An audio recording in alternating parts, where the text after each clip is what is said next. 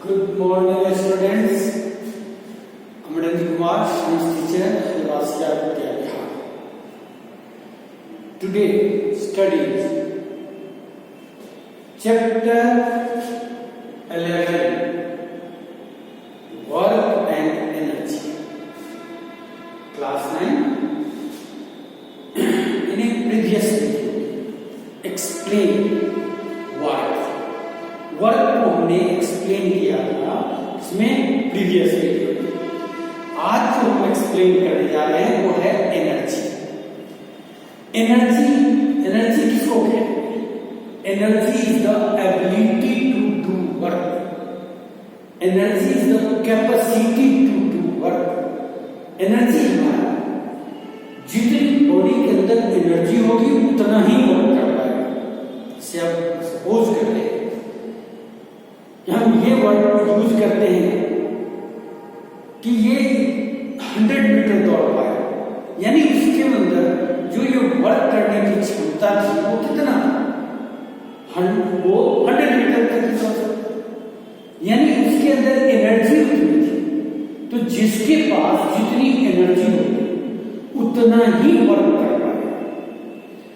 आप एनर्जी के लिए अभी मैंने ये बताया था कि एनर्जी आपको जब हम फूड को लेते हैं, फूड हमारा सोर्स ऑफ एनर्जी है। जो व्हीकल्स होते हैं उसके अंदर पेट्रोल है, डीजल है, केरोसिन है, नसीब के लिए ये सोर्स ऑफ एनर्जी होते हैं और उसी के कारण से वो वर्क कर पाता है। उस एनर्जी से ही फिर वर्क करता है। जितनी उसके अंदर एनर्जी होगी उतना ही वर्क में कन्वर्ट होता है।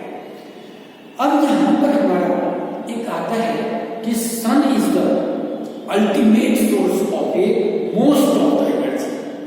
अब आप देखिए, हमारा सबसे पहले हमारे बॉडी के अंदर जो एनर्जी है उसको बोलते हैं मस्कुलर एनर्जी। और ये मस्कुलर एनर्जी का अल्टीमेट सोर्स क्या है? सन है।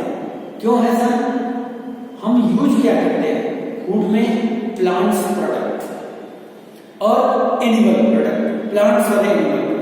तो प्लांट प्रोडक्ट्स में प्लांट्स एब्जॉर्ब करता है सोलर एनर्जी को during photosynthesis and converted to the chemical energy and that energy is utilised by the human being.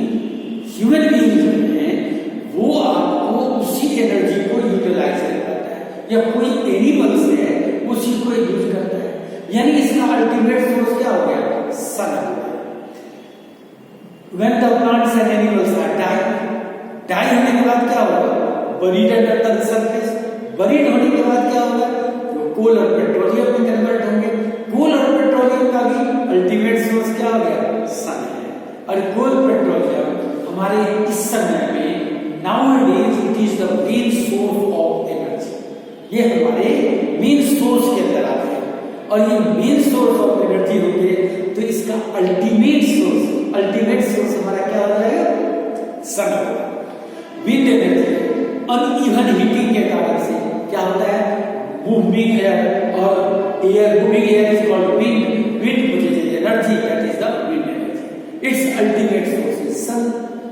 Water, आपको फ्लोइंग वाटर है, जब ग्लेशियर के ऊपर, माउंटेन के ऊपर सनलाइट फॉल होने पर आइस क्या हो गया? मेल्ट हो जाता है। मेल्ट होकर क्या होगा? फ्लो, वाटर का फ्लो होगा। और एक प्रोड्यूसेस एनर्जी, कौन सी एनर्जी? Kinetic energy. और दिस एनर्जी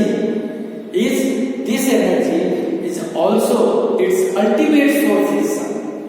इसके अलावा हमें आता है कि जो सब सोर्सेज हैं उनके अंदर अल्टीमेट सोर्स सन नहीं होता।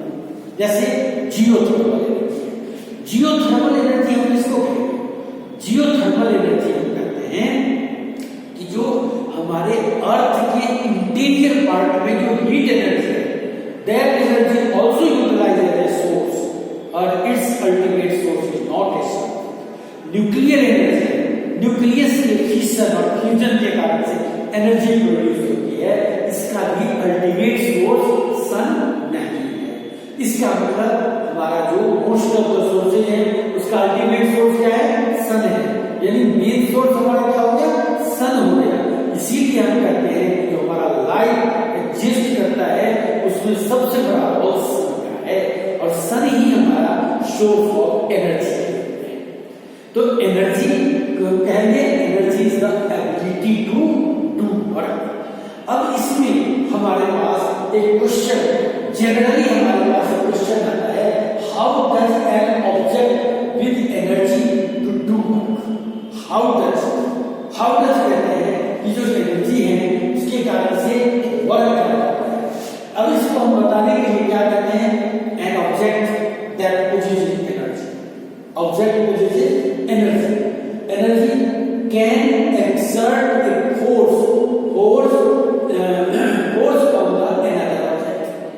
अब जब फोर्स लगाएंगे तो क्या होगा, force then the energy transfer, first object से ट्रांसफर हो जाएगा अदर ऑब्जेक्ट, और अदर ऑब्जेक्ट क्या होगा, मूव होगा, वो डिस्प्लेस हो जाएगा।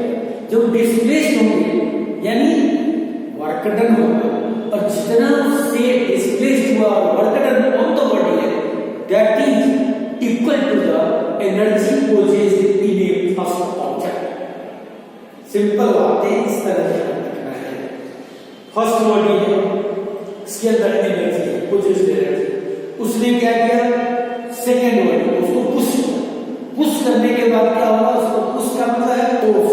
जब उस पर फोर्स लगाने पर डिस्प्लेसमेंट हुआ, डिस्प्लेसमेंट होगा तो क्या हो गया कि जो एनर्जी थी वो ट्रांसफर हो गई फर्स्ट ऑब्जेक्ट से सेकेंड ऑब्जेक्ट में, और वो डिस्प्लेस हुए तो उसको हो गया वर्क डन। तो work done on the body that is equal to the energy position. तो फर्स्ट ऑब्जेक्ट में जितनी एनर्जी होगी वो उतना ही ट्रांसफर कर पाता है, या ये कहें कि जितना एनर्जी को ट्रांसफर किया, जितना वर्क डन हुआ, वही उस ऑब्जेक्ट के अंदर आपको एनर्जी पोजेस्ड होगी। It means work done is equal to the energy possessed in a body. और इस चीज से आप ये क्लियर हो गया कि जो हमारा एनर्जी है वो आपको वर्क डन के ऊपर हो गया, यानी एनर्जी ये किसके ऊपर हो गया, वर्क डन के। अब इससे आप क्या लेंगे कि जो हमारा वर्क डन का ऐसा यूनिट है जूल, तो एनर्जी का भी ऐसा यूनिट क्या होगा, जूल। यानी आपको 1 जूल वर्क डन होगा तो उस ऑब्जेक्ट के अंदर 1 जूल एनर्जी पोजेस्ड होगी। तो ऐसा unit of work done is joule और ऐसा unit of energy is joule. Bigger unit अगर हम लेते हैं किलो जूल, वो किलो जूल हो गया, तो 1 किलो जूल होता है वो आपका 1000 जूल के इक्वल होता है।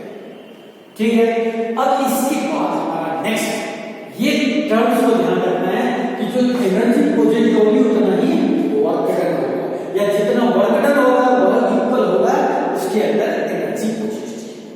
अब हमें आता है types of energy. Types of energy में हम कहते हैं फर्स्ट हमारा मैकेनिकल एनर्जी। क्या है, मैकेनिकल एनर्जी। मैकेनिकल एनर्जी हमारा क्या है, पोटेंशियल एनर्जी, ये हमने देख दिया, या इसको हम ईपी भी लिख देते हैं, ये पोटेंशियल एनर्जी है। ये क्या है, पोटेंशियल एनर्जी, और ईके कहते हैं काइनेटिक एनर्जी। और इन दोनों को एक साथ हम क्या कहेंगे, that is the mechanical energy. अब इसका सिंपल सा देखिए, पोटेंशियल और काइनेटिक। इसके बाद कौन सा एनर्जी आता है, हीट एनर्जी। ये हीट एनर्जी है, और हीट एनर्जी के बाद इलेक्ट्रिकल एनर्जी भी होगा,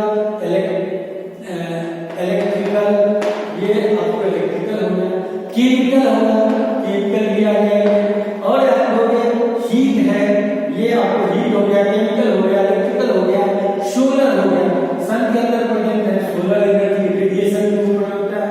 इसी तरह से आपको और भी है साउंड एनर्जी है, ये भी आपको टाइप ऑफ एनर्जी है।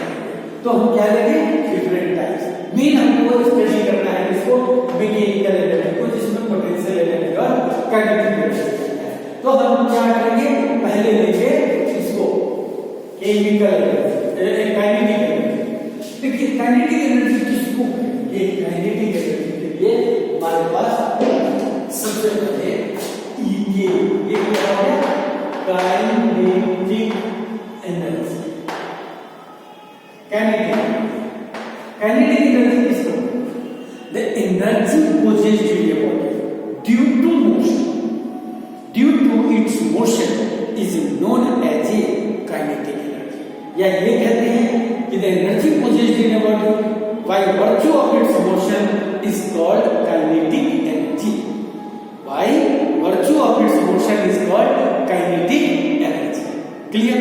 अब काइनेटिक एनर्जी को एक्सप्लेन करना तो आप कोई भी मूविंग ऑब्जेक्ट से, उस मूविंग ऑब्जेक्ट से उसके एग्जांपल को आप ले सकते हो। अब तक पूरा डे टू डे लाइफ लेते हैं। आप स्टूडेंट्स हैं, क्रिकेट खेलते हैं, ठीक है? क्रिकेट में आप देखते होंगे कि दो तरह के बॉल फेंकते हैं। एक तो क्या होता है गूगली बॉल, है ना, स्पिन बॉल कहते हैं, और दूसरा क्या होता है जो आपको फास्ट बॉलर होता है। तो जब फास्ट बॉलर हो तो क्या होगा, क्या विकेट कीपर आपको डिस्टेंस पर खड़ा होता है, और वही अगर जो स्पिनर है उस समय में क्या होता है नजदीक होता है। क्या होता है नजदीक क्यों होता है? क्योंकि उसकी स्पीड, बॉल तो वही है, स्पीड उसकी कम होगी स्पिन में, तो उसको आसानी से रोक सकते हो। यानी जितना एनर्जी होगा उतना ही वो वर्क करेगा। ठीक इसके अपोजिट जब फास्ट बॉलर है तो बॉल तो वही है, स्पीड इंक्रीज हो गया तो उसमें एनर्जी इंक्रीज होगी, काइनेटिक एनर्जी इंक्रीज हो गई, और काइनेटिक एनर्जी इंक्रीज होने से वो आपको दूर होने के बाद वो उसको रोक पाता है।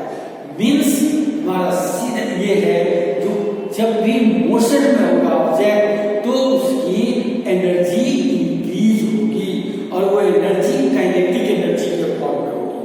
तो अब डिफरेंट एग्जांपल ले सकते हैं। फॉलिंग ऑफ ए प्रोडक्ट, अब फॉलिंग जब होगा तो उसके अंदर क्या आएगा, एनर्जी, ये काइनेटिक एनर्जी आ जाएगी। क्यों होती है काइनेटिक एनर्जी? उसके मोशन के कारण से उसके अंदर एनर्जी प्रोड्यूस होगी, that is the example of kinetic energy. ठीक इसी तरह से फास्ट मूविंग बॉल है, that produces energy, that is the kinetic energy, वो भी काइनेटिक एनर्जी है। मूविंग एयर है, विंड, ये आपको काइनेटिक एनर्जी का एग्जांपल है। Wind energy example of kinetic energy.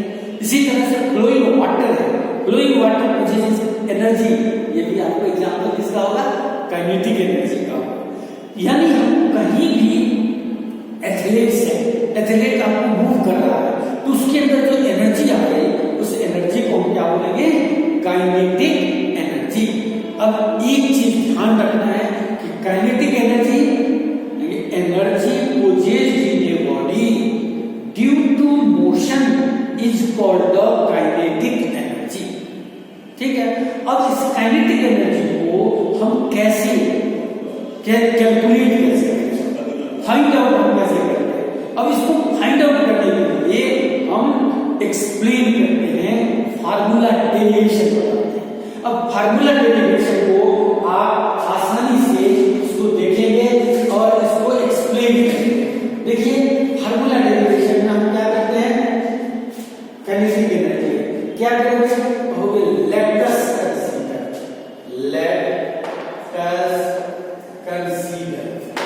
consider mass of an object। mass of object ये क्या है, moving with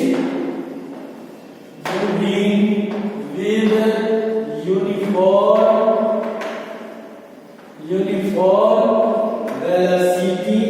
uniform velocity क्या है, uniform velocity। unbalanced force,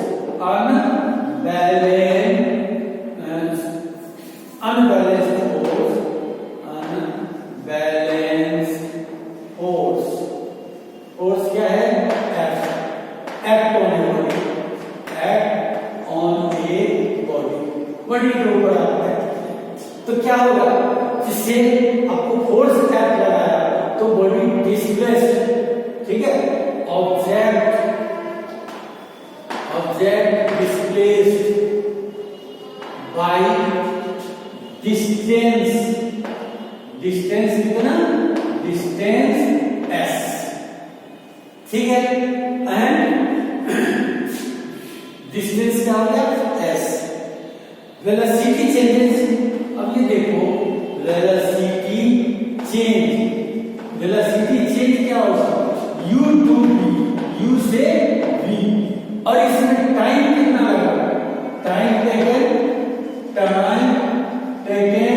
that is equal to t, time taken कितना t, और जो acceleration है, acceleration is a, acceleration हो गया a, means and let us consider mass of an object is m हो गया, moving with a uniform velocity u, uniform velocity क्या हो गया u।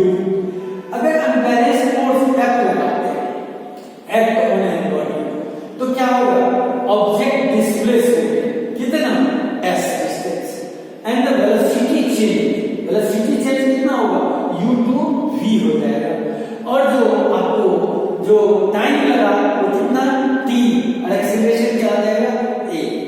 जब आप फोर्स लगाए और फोर्स लगाने के कारण से जो डिस्प्लेसमेंट हुए, यानी क्या हुआ, वर्क डन हुआ, क्या हो गया, वर्क डन। मैं इसको कर देता हूं, देखिए इसमें क्या हो जाएगा बेटा, वर्क डन होगा। अब इस वर्क डन को हम इक्वल करेंगे, ये हमारा कंसीडरेशन है, कंसीडरेशन के बाद क्या देंगे कि work done that is W equal to F into में S, क्या होगा, W equal to F into S, ये हमारा फर्स्ट पॉइंट है। अब इस F इनटू S में आपने मोशन इक्वेशन फ्री पढ़े, V equal to U plus AD, दूसरा पढ़ा S equal to UT plus half AD square, और 2AS equal to B square minus U square. ये अपने थ्री आपने इक्वेशन, V है, ये हो गया वेलोसिटी टाइम रिलेशनशिप, ये क्या है, position time relationship, position velocity relationship, क्या है, पोजीशन वेलोसिटी रिलेशनशिप। इसके अंदर हमने u का मतलब initial velocity, v means final velocity, और a मींस एक्सीलरेशन, और t है टाइम, s हो गया डिस्टेंस और डिस्प्लेसमेंट। इन फाइव में से एनी फोर को लेकर हम इक्वेशन बनाते हैं, और उस इक्वेशन को हम बोलते हैं मोशन इक्वेशन। ठीक, तो मोशन इक्वेशन देखिए F इनटू S, हमारा यहाँ पर है क्या, S है। अब S के लिए हमें कौन सा फार्मूला यूज करना है, मोशन इक्वेशन से कौन से फार्मूले को हम लेंगे, तो यहाँ ध्यान रखिए, ध्यान क्या देना है, देखिए हमारा यहाँ पर वेलोसिटी से रिलेशनशिप है। क्यों है वेलोसिटी से, एक तो डिस्प्लेसमेंट होगा, दूसरा वेलोसिटी क्यों होगा, तो वेलोसिटी हमारे यहाँ काइनेटिक एनर्जी है, काइनेटिक एनर्जी किसके कारण होता है, ड्यू टू मोशन। तो यहाँ हम क्या यूज करेंगे, पोजीशन वेलोसिटी रिलेशनशिप। तो आप लेंगे from motion equation, according to motion equation. अब ये मोशन इक्वेशन को हमने कौन सा दिया, 2AS equal to v square minus u square. अब देखिए 2AS equal to v square minus u square क्यों लिया, ये पोजीशन और वेलोसिटी का रिलेशनशिप है। पोजीशन का मतलब हमारा क्या होता है, डिस्टेंस या डिस्प्लेसमेंट, तो पोजीशन और वेलोसिटी का रिलेशनशिप लेंगे। अब ये क्या होगा, s इक्वल टू आपका आ गया v square minus u square upon में 2a, ये हमारा इक्वेशन नंबर 2 आ जाएगा। अब इस के बाद हमारा क्या है, फोर्स। देखिए फोर्स का रिलेशन किससे आता है, जिसमें फोर्स मास और एक्सेलरेशन यानी न्यूटन का second law, according to Newton second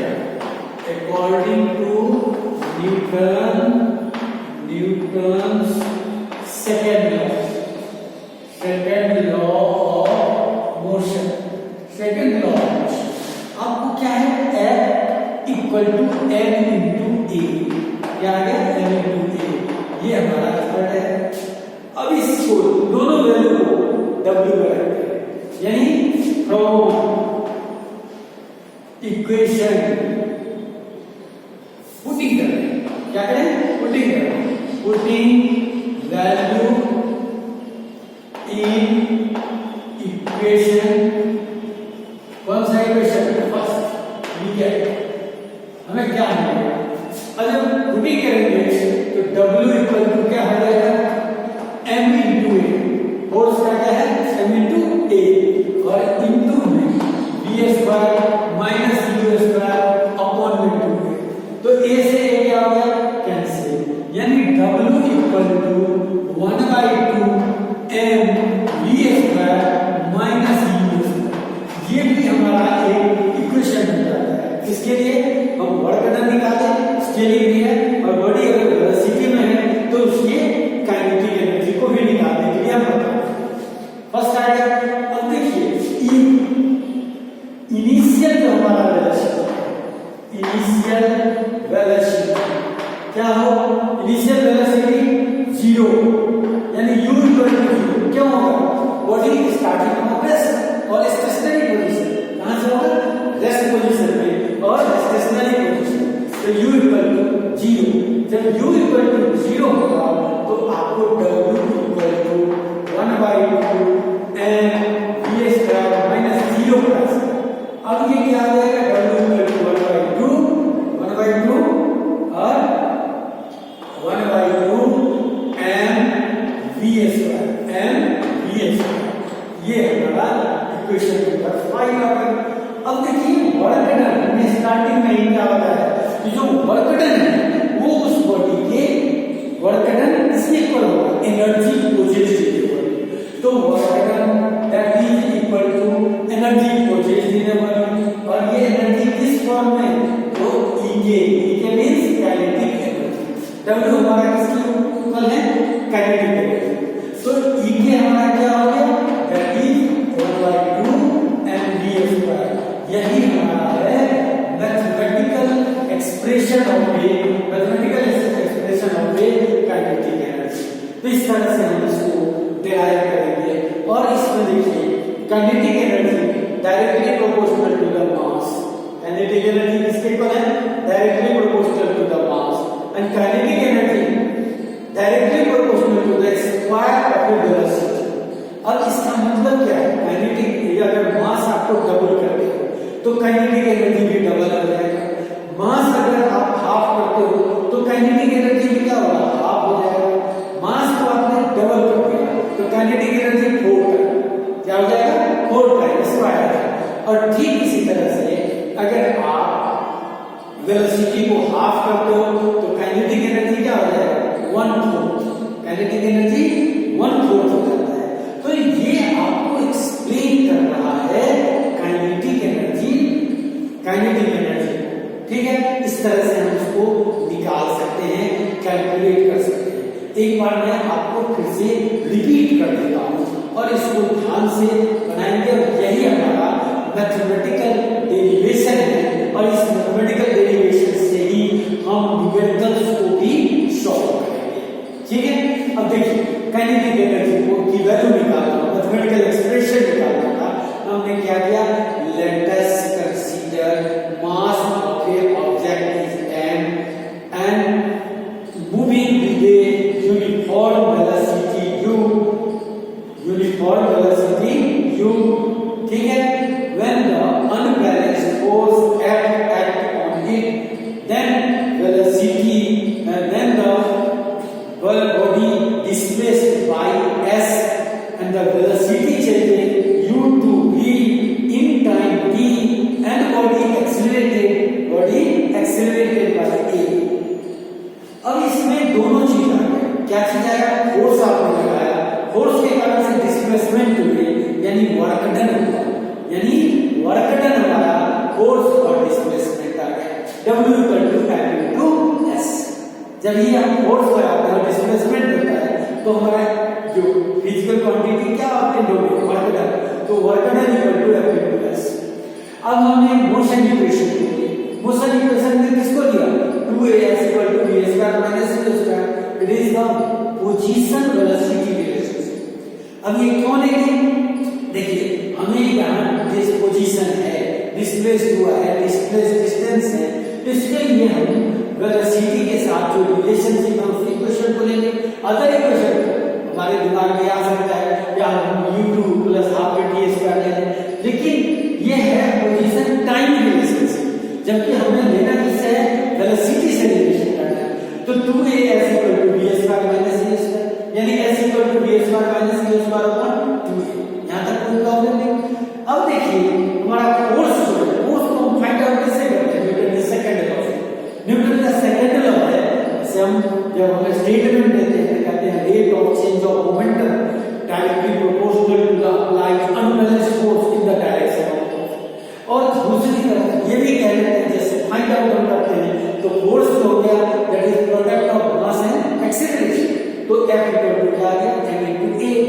अब इसी को हम वैल्यू को पुट करते हैं तो ये क्या आ गया, fa और v square minus v square upon 2a, a से a कैंसिल, क्या आ गया, w equal to 1/2m v square minus v square. ये हमारे पास बात हो गया। अब देखिए e इनिशियल वेलोसिटी, अब इनिशियल वेलोसिटी किस कंडीशन में जीरो होता है, व्हेन बॉडी एट रेस्ट या body in a stationary position, then the u equal to 0। तो u इक्वल टू क्या होगा, 0। अब जब u इक्वल टू 0 है तो हमारा हाफ m और v स्क्वायर माइनस 0 का स्क्वायर, यानी w equal to 1/2 mv square आ गया। अब हम क्या जानते हैं कि जो वर्क डन है, work done on the body that is equal to the energy possessed in the body. तो बॉडी के अंदर एनर्जी जितनी होगी, और एनर्जी किस कारण से है, मोशन के कारण से, तो इसको हम w इक्वल टू क्या देंगे, e के, और ये e के 1/2 mv स्क्वायर आएगा। अब इसके रिलेशन को बताएंगे कि kinetic energy directly proportional to the mass और kinetic energy directly proportional to the square of velocity. इसको हम इस मैथमेटिकल एक्सप्रेशन से हम डिफरेंट न्यूमेरिकल्स को भी फाइंड आउट कर सकते हैं। और आगे जो नेक्स्ट वीडियो देंगे उसके अंदर आपको न्यूमेरिकल से रिलेटेड इसके न्यूमेरिकल्स को भी बताऊंगा और साथ में पोटेंशियल एनर्जी को भी बताएंगे, इसको हम एक्सप्लेन करेंगे। क्लियर?